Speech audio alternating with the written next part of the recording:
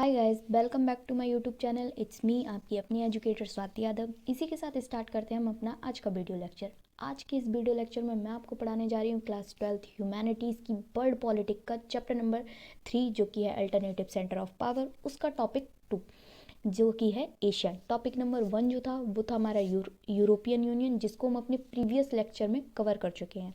हमने previous lecture में देखा था कि यूरोपियन यूनियन का इस्टेब्लिशमेंट कैसे हुआ, उसके इस्टेब्लिशमेंट के लिए क्या प्लान बनाए गए, ठीक, क्या ट्रीटी साइन हुई, किन कंट्रीज़ ने उसको ज्वाइन किया और उन्होंने अपने यूरोप कॉन्टिनेंट की इकोनॉमी को बूस्टअप करने के लिए क्या क्या रिफॉर्म्स लाए। इसी के साथ हम स्टार्ट करते हैं अपना लेक्चर 2, जिसमें हम पढ़ेंगे एशियान के बारे में। एशियान के नाम से ही स्टार्टिंग करते हैं। देखिए, ये है, एक मिनट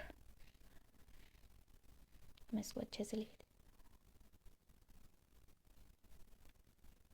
एशियान के नाम से ही स्टार्टिंग करते हैं। एशियान की फुल फॉर्म है association of south east Asian nation. मतलब एशिया कॉन्टिनेंट के साउथ ईस्ट में जितने भी नेशन थे उन्होंने अपना एक एसोसिएशन बना रखा है, ठीक, उन्होंने अपना एक ग्रुप बना रखा है जिसको नाम दिया गया है एशियान। ठीक, अब हम देखेंगे इस वीडियो लेक्चर में कि एशियान के बनने का ऑब्जेक्टिव क्या था, ठीक, किन कंट्रीज़ ने उसको ज्वाइन किया, ठीक, और क्या इन्होंने भी अपने इस ग्रुप के लिए, जैसे हमने देखा था कि यूरोपियन यूनियन ने एक फ्लैग लिया था, ठीक, जिसमें 12 गोल्डन स्टार थे। तो हम देखेंगे क्या इन्होंने भी ऐसा कुछ किया है और इनके बनने का क्या ऑब्जेक्टिव था और किन कंट्रीज़ ने ज्वाइन किया, तो क्या उनकी सोवेरेनिटी को हार्म हो रहा है और इसका ऑब्जेक्टिव क्या है, कैसे यहाँ के जो साउथ ईस्ट एशियन नेशन है वो एशियान को ज्वाइन कर रहे हैं। तो सबसे पहले हम स्टार्टिंग करेंगे कि साउथ ईस्ट एशियन नेशन कौन से हैं, ठीक। तो मैं यहाँ आपको बता दे रही हूँ, आगे हमने मैप ले रखा है तो एक बार हम उस पर भी देख लेंगे। तो देखिए, साउथ ईस्ट एशियन नेशन में टोटल 10 कंट्रीज आती हैं, ठीक, साउथ ईस्ट एशियन नेशन में टोटल 10 कंट्रीज आती हैं। सबसे पहली आती है मलेशिया, फिर आती है म्यांमार,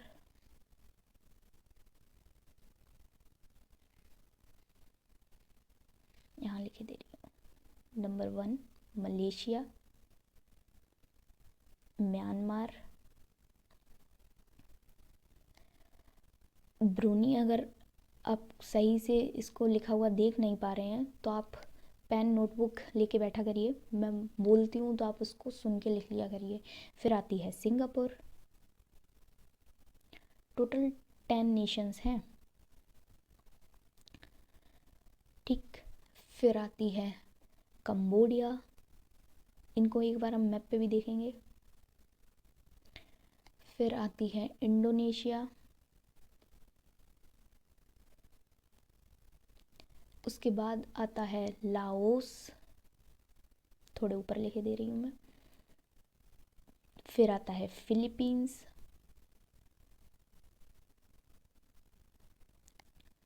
फिर आता है थाईलैंड, फिर आता है वियतनाम।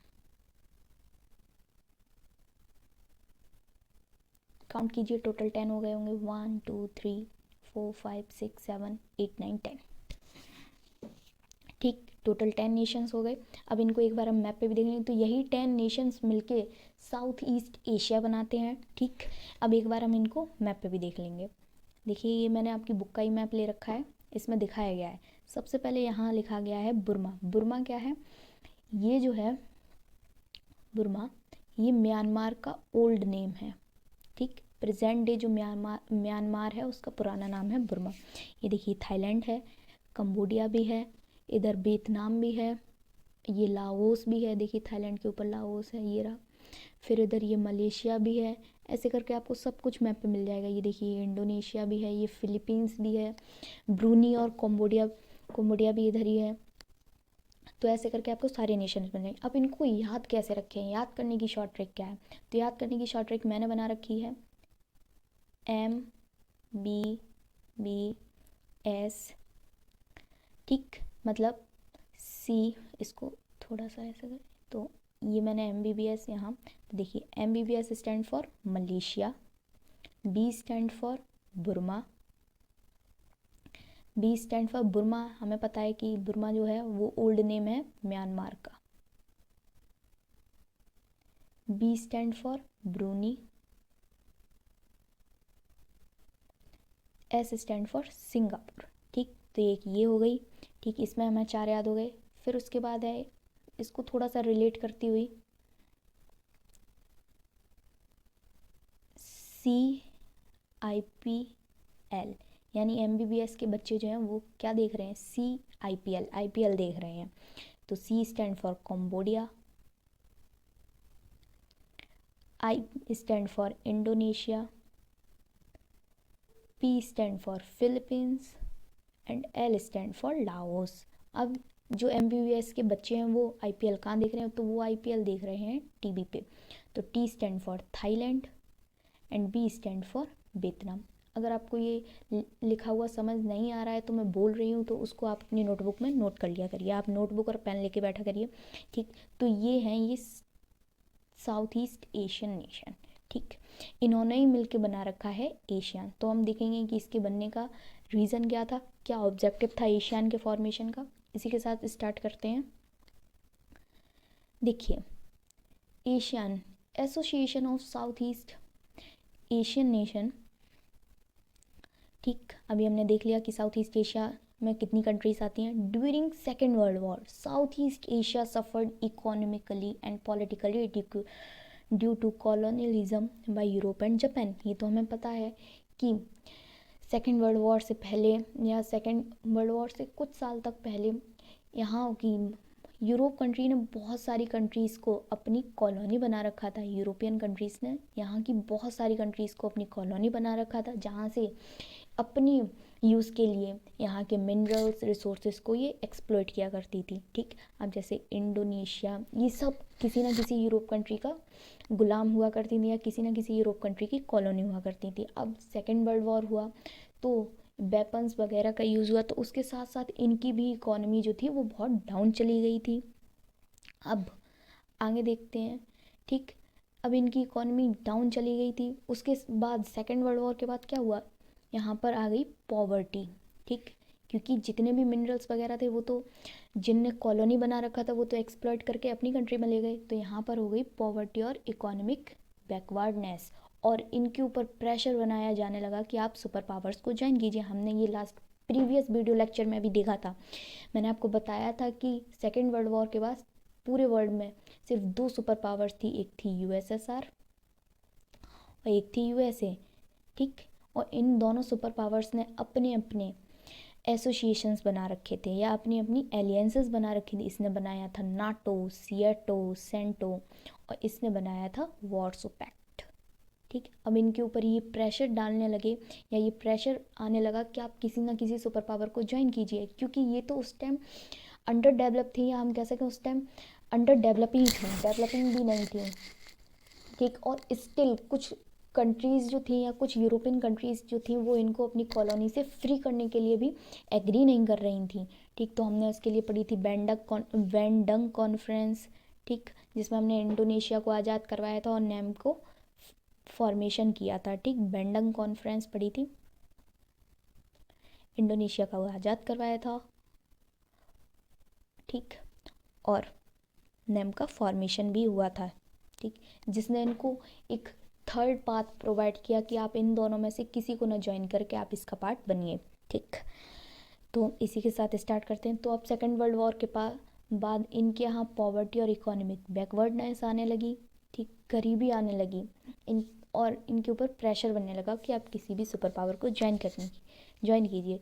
तो इन चीज़ों को ओवरकम करने के लिए इन्होंने एक एसोसिएशन बनाई जिसका नाम रखा एशियन, जिसका फॉर्मेशन हुआ 1967 में। ठीक, और इस एसोसिएशन के फॉर्मेशन में 5 कंट्रीज़ ने पार्टिसिपेट किया, या कहें कि इस एजेंडा को 5 कंट्रीज ने साइन किया। एक थी मलेशिया, दूसरी थी फिलीपींस, तीसरी थी सिंगापुर, इंडोनेशिया एंड थाईलैंड। ठीक, अब इसको याद करने की शॉर्ट ट्रिक, तो इसको याद करने की भी मैं आपको एक ट्रिक बता दे रही हूँ। इसको याद करने की ट्रिक है MP सिट, मतलब कोई मेंबर ऑफ पार्लियामेंट है, आप उनसे कह रहे हैं कि आइए बैठिए। तो M stand for Malaysia, P stand for Philippines, S stand for Singapore, I stand for Indonesia and T stand for Thailand. तो बेसिकली पहले यही 5 कंट्रीज़ का पार्ट बनी, फिर बाद में 5 कंट्रीज़ जो थी उनने भी ज्वाइन कर लिया। ठीक, 5 कंट्रीज़ कौन कौन सी थी जिन्हें ज्वाइन किया? ब्रूनी ने ज्वाइन किया, बुर्मा यानी प्रेजेंट डे म्यांमार ने ज्वाइन किया, ठीक, और लाओस ने ज्वाइन किया। इन लोगों ने बाद में ज्वाइन किया। ठीक, इन्होंने जो ऑब्जेक्टिव साइन किया उसको नाम दिया गया बैंकॉक कॉन्फ्रेंस। ठीक, अब इन्होंने जो ये साइन किया एशियान को, उसको नाम दिया गया, एक मिनट, उसको नाम दिया गया बैंकॉक कॉन्फ्रेंस। ठीक, इसको नाम दे दिया गया बैंकॉक कॉन्फ्रेंस। अब आप मुझे कमेंट सेक्शन में बताइए कि बैंकॉक इन साउथ ईस्ट एशियन कंट्रीज़ में से किसकी कैपिटल है। ठीक, इन्होंने इस एशियन डिक्लेरेशन को साइन किया और इसको नाम दे दिया गया बैंकॉक डिक्लेरेशन, इसको नाम दे दिया गया। अब इसके फॉर्मेशन के लिए ऑब्जेक्टिव्स क्या थे तो हम ये देखेंगे। इसके फॉर्मेशन के लिए 2 ऑब्जेक्टिव थे, एक था प्राइमरी ऑब्जेक्टिव, एक था सेकेंडरी ऑब्जेक्टिव। ठीक, इनके यहाँ क्या कंडीशन बन गई थी सेकेंड वर्ल्ड वॉर के बाद? सेकेंड वर्ल्ड वॉर के बाद इनकी क्या कंडीशन बनी? इनकी आप पॉवर्टी आने लगी, इनके ऊपर प्रेशर बनाया जाने लगा।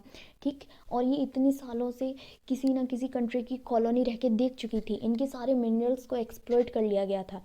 ठीक, तो इन सब चीज़ों से ओवरकम करने के लिए इन्होंने एशियान का फॉर्मेशन किया, जिसमें इनको सबसे पहले 5 साउथ ईस्ट एशियन ने ज्वाइन किया, जिसका हमने देखा मलेशिया थी, फिलीपींस थी, सिंगापुर था, इंडोनेशिया था, थाईलैंड था। याद करने की शॉर्ट ट्रिक भी मैंने आपको बता दी है एमपीसेट, जिससे आप इन सब चीज़ों को लॉन्ग टर्म के लिए रिटेन कर सकते हैं। ठीक, अब इनके ऑब्जेक्टिव्स क्या थे? 2 ऑब्जेक्टिव इन्होंने बनाए, एक था प्राइमरी ऑब्जेक्टिव, दूसरा था सेकेंडरी ऑब्जेक्टिव। प्राइमरी ऑब्जेक्टिव क्या था इनका? प्राइमरी ऑब्जेक्टिव यही था कि इनकी कंट्री में जो इकोनॉमिक ग्रोथ है जो इतनी कम हो गई है कि यहाँ पॉवर्टी की सिचुएशन आ गई है, उसको बूस्टअप करें या उसको बढ़ाएं या उसको एसिलरेट करें। ठीक, इसके लिए इन्होंने क्या एजेंडा अपनाया कि ये अपनी कंट्री में सोशल प्रोग्रेस लाएंगे, मतलब लोग आपस में कोऑर्डिनेट करेंगे और कल्चरल डेवलपमेंट लाएंगे। ठीक, ये किसी के ऊपर भी किसी भी तरीके का कोई भी प्रेशर नहीं बनाएंगे। ठीक, मतलब कल्चर को फॉलो करवाने की बुलाएंगे, लोगों के बीच में यूनिटी वगैरह बढ़ाएंगे। ठीक, लोगों को ये यकीन दिलवाएंगे कि हाँ हम अब आपको इक्वालिटी प्रोवाइड करेंगे, जो भी आपने कॉलोनियल रूल में फॉलो किया है या जिन चीज़ों से आप लैक रहे हैं हम वो सब चीज़ें आपको प्रोवाइड करवाएंगे। सेकेंडरी ऑब्जेक्टिव क्या था? ये चाहते थे कि इन साउथ ईस्ट एशियन नेशन के बीच में, ये सेकेंडरी ऑब्जेक्ट था, साउथ ईस्ट एशियन नेशन के बीच में पीस का फॉर्मेशन हो। ठीक, जितने भी ये 10 साउथ ईस्ट एशियन नेशन थे उनके बीच में पीस का फॉर्मेशन हो, कोई भी लड़ाई ना हो, स्टेबिलिटी हो। ठीक, या आपस में एक दूसरे से बातचीत करके अपना कोई भी कन्फ्लिक्ट है उसको रिजॉल्व कर लें। ठीक, इसके लिए इन्होंने बनाया रूल ऑफ लॉ। ठीक, इसके लिए इन्होंने रूल ऑफ लॉ बनाया जो कि प्रिंसिपल ऑफ यूएन चार्टर पे बेस्ड था। यूएन चार्टर अगर आप गूगल पे सर्च करेंगे तो उसमें बताया जाता है कि यूएन चार्टर में प्रिंसिपल क्या थे कि अगर यूएन को कोई कंट्री ज्वाइन करती है तो उसकी सोवेरेनिटी को हम हार नहीं करेंगे, मतलब वो अपने डिसीजंस, तब भी वो अपने डिसीजंस लेने के लिए कैपेबल है।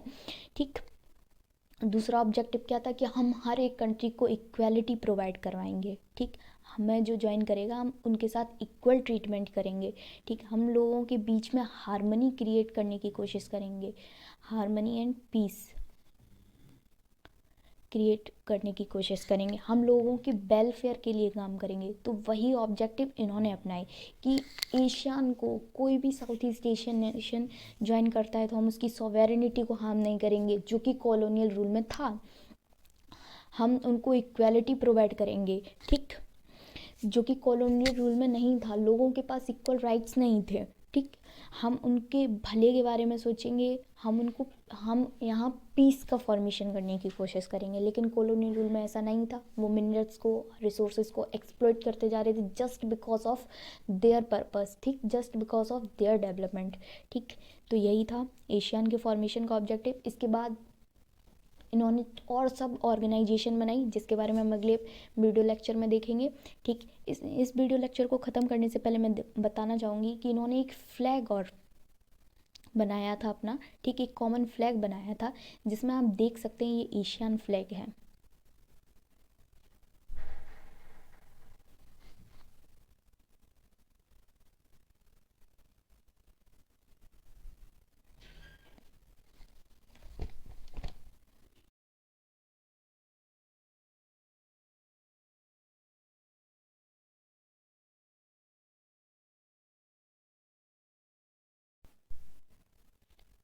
ये जो पिक्चर आपको दिखाई दे रही है ये है एशियान का फ्लैग, ठीक, जो एशियन कमेटी बनी है या जो एशियन सेंटर ऑफ पावर बना है उसका ये फ्लैग है, ठीक।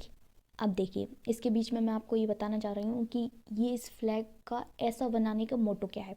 इसके बीच में ये आपको दिखाई दे रहा होगा पैडी, पैडी का मतलब होता है धान, ठीक। इनकी अगर हम काउंटिंग करेंगे तो ये टोटल 10 पैडी के प्लांट्स हैं। 10 क्यों है इसका रीज़न हम जान चुके हैं, क्योंकि 10 नेशंस मिलके साउथ ईस्ट एशिया बनाते हैं, ठीक। 10 नेशंस मिलके साउथ ईस्ट एशिया बनाते हैं, इनको एकजुट करके बांध रखा है, ठीक। तो ये क्या रिप्रेजेंट कर रहे हैं, ये रिप्रेजेंट कर रहे हैं कि इन 10 नेशंस के बीच में है फ्रेंडशिप, और दूसरा क्या है सॉलिडेरिटी। सॉलिडेरिटी का मतलब होता है इंटीग्रिटी, ठीक। एक तरीके से बोले एकता, मतलब कि इनका ऑब्जेक्टिव स्टार्टिंग में देखा था, प्राइमरी ऑब्जेक्टिव क्या था कि ये वहाँ अपने साउथ ईस्ट एशिया में पीस लाएं, ठीक, पीस को क्रिएट करें, ठीक।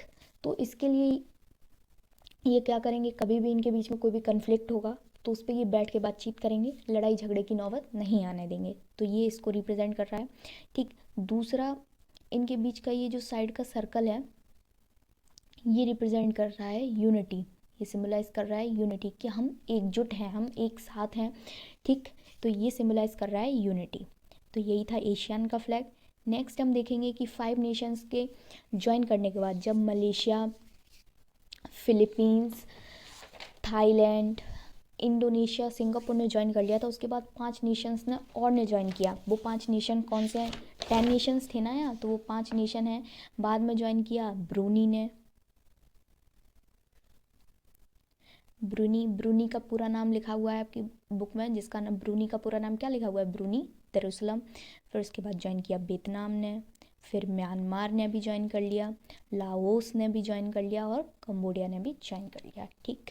अब इसके बाद में कुछ सब कमिटीज़ बन के आई इनकी सिक्योरिटी पर्पस के लिए, इनकी इकोनॉमिक वेलफेयर के लिए। हमने देखा था जैसे यूरोपियन यूनियन में बनी थी वैसे ही बन के आई। तो उन सब चीज़ों को मैं अपनी अगले वीडियो लेक्चर में कवर करूँगी, मैं आपको टाइमलाइन के साथ बताऊँगी कि कब कौन सी कमेटी बनी, ठीक, उसके बनाने का क्या ऑब्जेक्टिव था, ठीक। I hope this video will be helpful and if you like if it is so then don't forget to like, share and subscribe. Thank you for watching.